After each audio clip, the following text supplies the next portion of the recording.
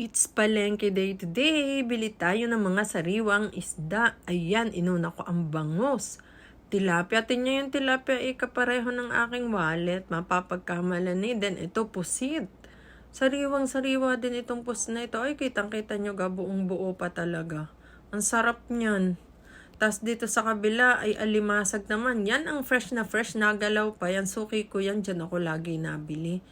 Ayan, pag sa taba naman, niluto ko agad yan pagkadating sa bahay. May mga halaan pa. Dito sa kabila naman ay bili tayo ng pampano.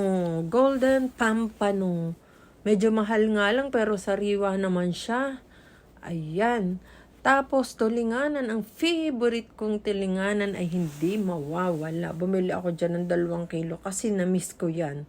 Sakto lang kasi yung size, hindi yung malalaki. Ayan siya guys, oh. Kita nyo ga. Tapos dito, namili din ako ng mga sariwang gulay kasi isang punta na din sa palengke, isang abala.